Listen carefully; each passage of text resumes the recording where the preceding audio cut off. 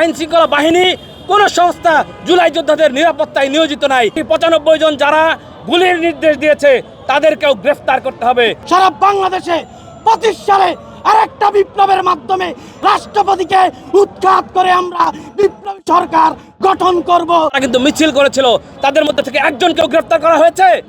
হয়নি। এই যে শিক্ষা ভবনের সামনে একটা বড় গোষ্ঠী, তারা আওয়ামী লীগের নামে আমার দেশ আমার মা কি হবে না, পাকিস্তান হবে না, পাকিস্তান তো হবে না, কিন্তু আওয়ামী লীগের খালেদা যে জবাব দে, খুনি খালেদা জবাব দে, এইসব বলে বিরোধী দলের উপরে এই দায় চাপিয়ে তারা কিন্তু আন্দোলন করেছিল। তাদেরকে কিন্তু এখনো গ্রেফতার করা হয়নি, বিচার করা হয়নি।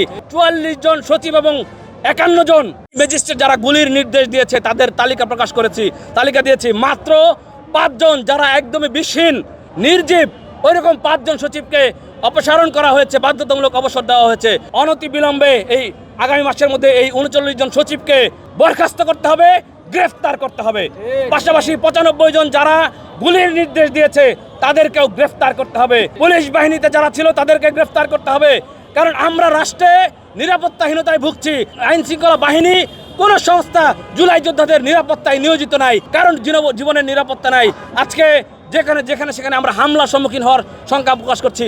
আজকে আমাদের যে জুলাইয়ের যে সনদের জন্য প্রস্তাবনা দিয়েছি, দুটো জিনিস আপনারা গুরুত্ব দিয়ে প্রচার করবেন। একটা হচ্ছে আমরা কোনো নির্দিষ্ট দল বা গোষ্ঠী জুলাইয়ের কোনো মালিকানা না, এটা বাংলাদেশের আপামর সকল জনতা যারা রাজপথে ছিল তাদের।